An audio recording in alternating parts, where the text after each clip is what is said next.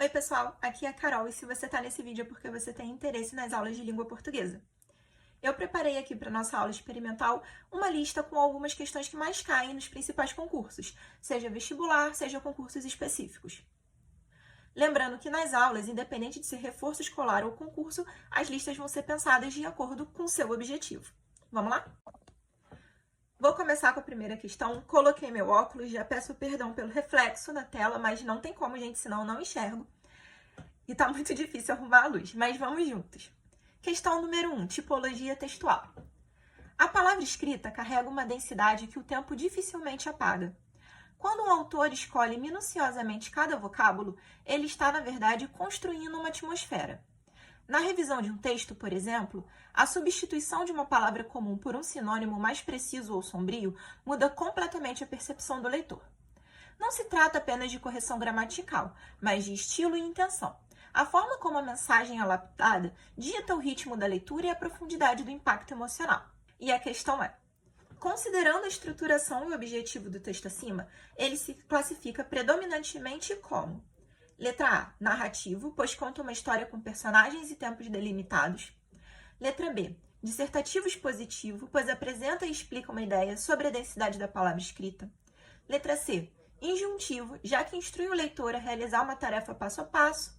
Letra D, descritivo, visto que detalha as características físicas de um livro ou documento. Ou letra E, crônica literária, pois foca em um diálogo informal do cotidiano. Aqui eu vou dar um tempinho para você pensar e me responder. A resposta é a letra B. O texto tem como objetivo principal explicar um conceito e analisar a importância da escolha das palavras e da revisão textual. Não há progressão temporal ou personagens, nem comandos e instruções. Trata-se, portanto, de uma dissertação expositiva. E agora, para entender um pouquinho sobre tipologia textual, quais são os tipos textuais mais comuns, que existem? Nós temos o texto narrativo, que é a narração de um fato, podendo ser fictício ou não, como o romance, a crônica, o conto, a novela, a fábula. Temos o tipo descritivo, que é um texto que geralmente explica uma imagem através das palavras, dá detalhe de um ser, podendo ser uma pessoa, um objeto, um animal ou um lugar. E os exemplos são currículo, diário, notícia, cardápio, classificados e reportagem. Temos o dissertativo expositivo, que é o tipo de texto que expõe um assunto, um acontecimento ou fato, explica e analisa as ideias sem a intenção de argumentar, como resumo, entrevistas, enciclopédias, palestras e etc. Temos o dissertativo argumentativo, muito comum aí para a galera do vestibular, que também são textos argumentativos onde o autor expõe um assunto, um acontecimento ou fato, mas o objetivo é convencer o leitor sobre o ponto de vista do autor, ou seja, de quem escreve. E os exemplos são ensaio, carta ao leitor, artigos de opinião, debate, redação do Enem. E, por fim, o injuntivo, que é aquele que indica como realizar uma ação. Ele é claro e objetivo, como as bulas de remédio, receitas culinárias, manual de instrução e regras de jogo. Questão número 2. No trecho, ao cruzar a fronteira do desconhecido por meio das páginas, o leitor vivencia uma espécie de catarse. Ele enfrenta o terror. O pronome destacado refere-se a... Nesse caso aqui, o pronome destacado vai ser o ele, no final da frase, ok? A que ele se refere? Letra A, ao desconhecido. Letra B, ao leitor. Letra C, o terror. Letra D, ao livro. Ou letra E, ao mistério. Tempinho para você pensar. Bom, pessoal, a resposta é a letra B. Ou seja, ele faz referência ao leitor, porque é o sujeito da oração anterior. Quem vivencia a catarse e enfrenta o terror de acordo com a estrutura sintática e semântica do período é, portanto, o leitor, ok? Isso a gente precisa entender um pouquinho de referência textual, ou seja, anáfora e catáfora. São mecanismos de coesão. E o conectivo ali, se for uma anáfora, faz referência a algo que já foi anunciado anteriormente, diferente da catáfora, que faz referência a algo que ainda será anunciado, como os exemplos que vocês estão vendo aí do lado. Questão 3, sobre concordância verbal. Assinale a alternativa em que a concordância verbal está em conformidade com a norma padrão da língua portuguesa. Ou seja, está correto. Letra A. Fazem muitos anos que a instituição não realiza um concurso público nessa região. Letra B. Devem haver soluções mais eficazes para os problemas estruturais apresentados pelos diretores. Letra C. Organizou-se, após intensos debates na Assembleia, os novos cronogramas de estudo. Ou letra D. Mais de um candidato questionou o gabarito oficial da prova de conhecimentos gerais. Tempinho para você pensar. E o gabarito é a letra D. Com a expressão mais de um, o verbo concorda no singular, a menos que haja reciprocidade ou repetição. Nas demais opções, A e B erram ao flexionar verbos impessoais no plural. Deve haver, faz muitos anos. A letra C falha na voz passiva sintética, onde o sujeito plural exige o verbo no plural. Organizaram-se os cronogramas. Aqui a gente vai lembrar rapidinho o que é concordância verbal. Concordância verbal é como eu chamo quando o sujeito e o verbo estão concordando em número e pessoa. Por exemplo, se eu digo ele corre, ele é o meu sujeito, está no singular. E corre, que é o meu verbo, também precisa estar. Ele precisa estar em concordância. Então, ele corre. E se for no plural, eles correm. Eu não posso, por exemplo, dizer ele correm. A questão 4 é sobre crase. Sempre vai cair uma questão de crase. Gente, crase e queísmo é uma coisa que cai muito. Então, vamos lá. Emprego da crase. O sinal indicativo de crase está empregado corretamente em: o diretor da escola comunicou que as inscrições estarão abertas a partir de amanhã. Letra B. Após a divulgação do resultado, o candidato dirigiu-se a uma sala reservada. Letra C. A equipe de fiscalização submeteu o relatório de auditoria à diretoria executiva.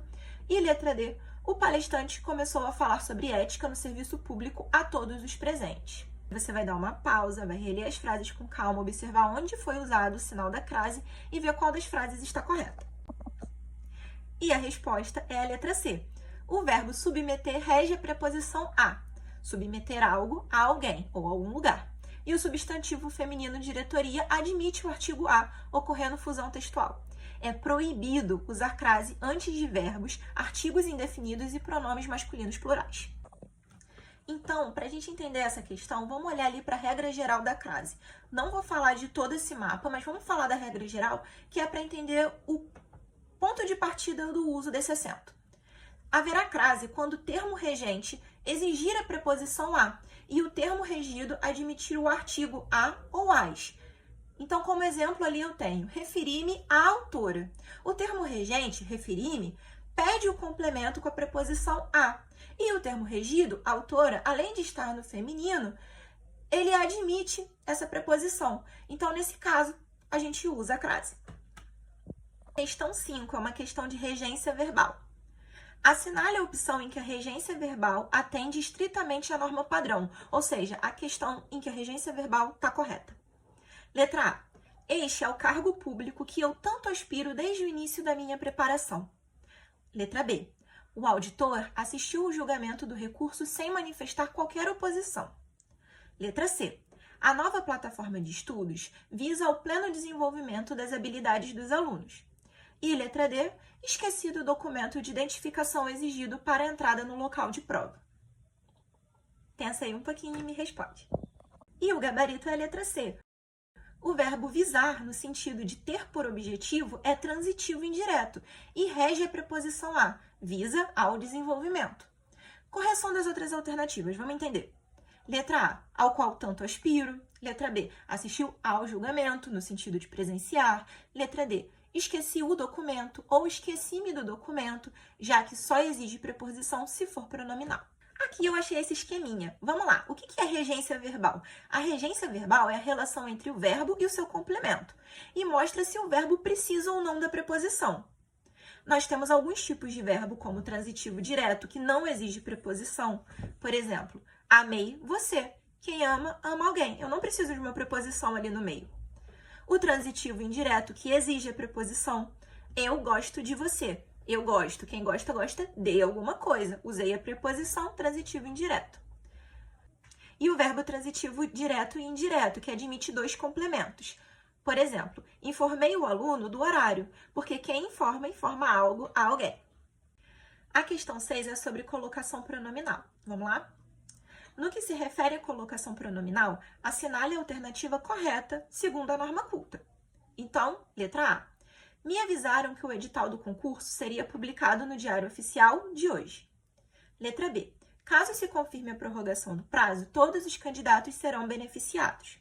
Letra C. Os técnicos tinham manifestado-se contra as alterações nas regras do certame.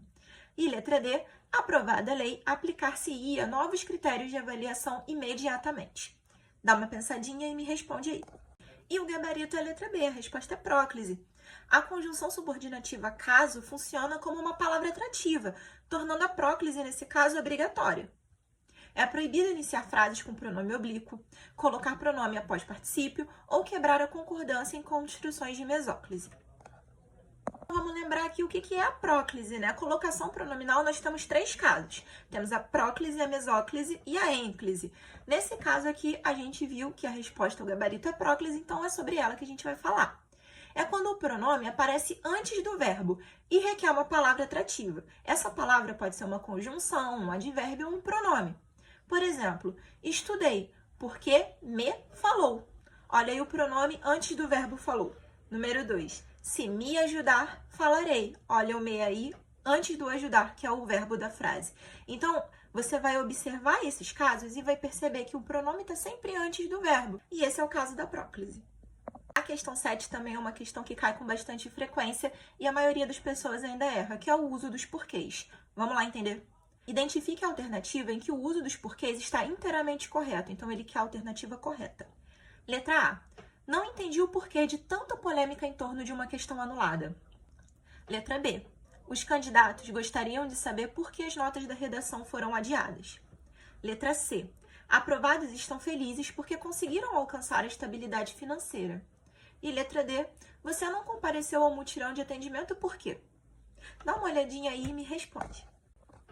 Bom, pessoal, a resposta é letra A. A forma por quê, junto com acento, funciona como um substantivo, sinônimo de um motivo para alguma coisa, vindo precedida de artigo. A letra B seria o porquê separado, sem acento, para perguntas indiretas. A letra C, o porquê junto, que é uma conjunção explicativa utilizada em respostas. E a letra D, porquê com acento separado no fim da frase, ok? Então, eu coloquei aqui esse resuminho para a gente entender. Por que junto? Resposta. Por que separado? Pergunta, vem no início da pergunta. Por que junto? Com acento. É um motivo, é um substantivo. E o porquê separado com acento sempre no final da frase, ok? Não erra mais, né?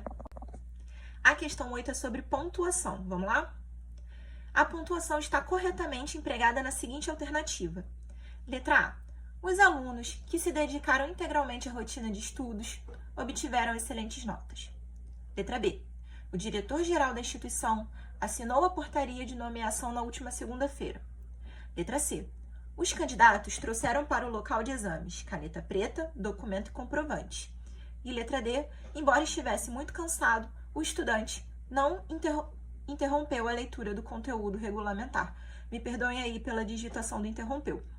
Pessoal, dá uma pausa agora e dá uma olhadinha no uso da pontuação em cada uma dessas frases para você me responder. E a resposta correta é a letra A. As vírgulas isolam perfeitamente a oração subordinada adjetiva explicativa.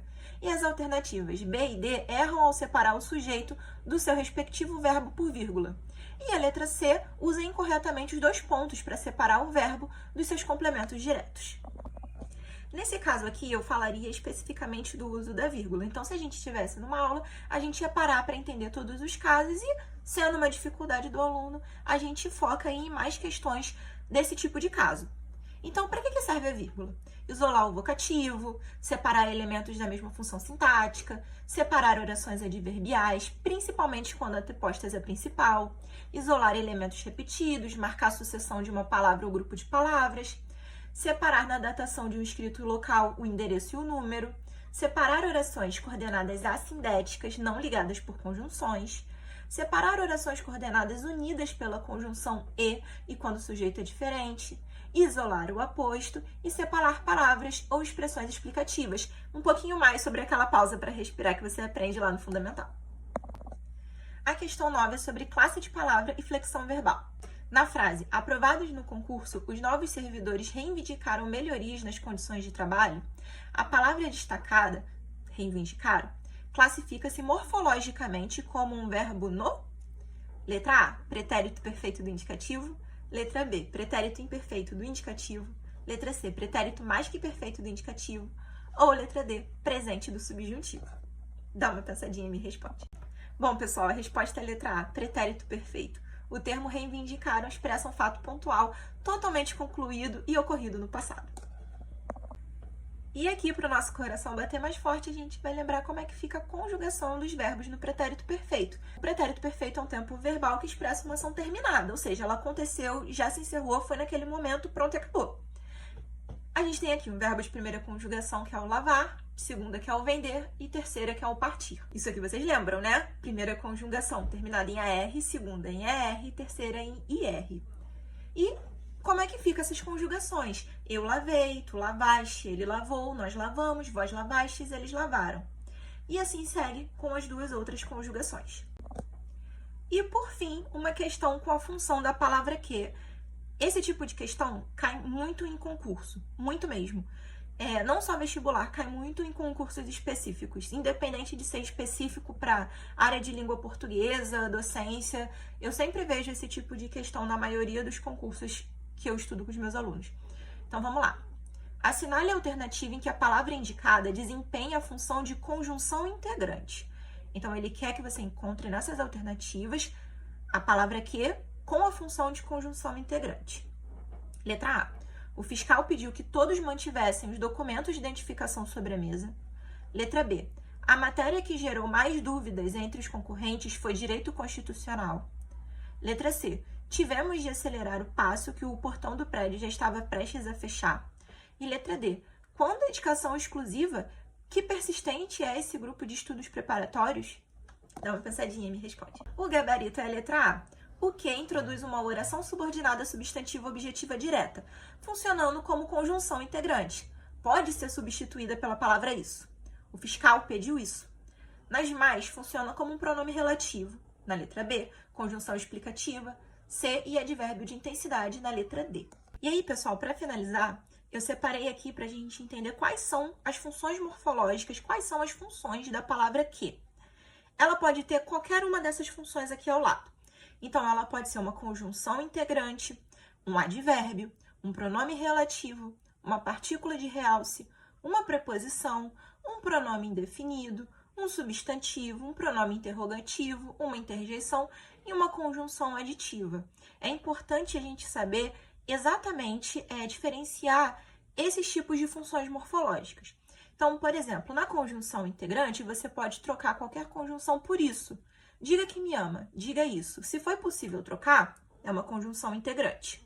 Pronome relativo, você troca pelo qual. Vi o livro, o qual comprou. Conseguiu trocar pelo quê? Funcionou? É um pronome relativo. Então, sempre tem trocas aí para você tirar aquela prova dos 9 e ter certeza de qual é a função dessa palavra.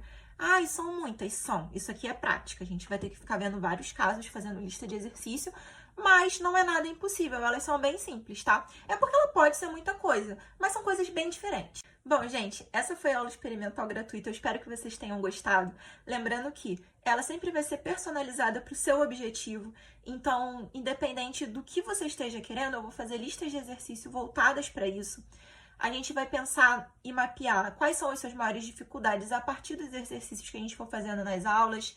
A gente vai procurar material explicativo, seja vídeo, seja resumo, seja slide, e você vai construir essa segurança em relação à língua portuguesa, tá legal?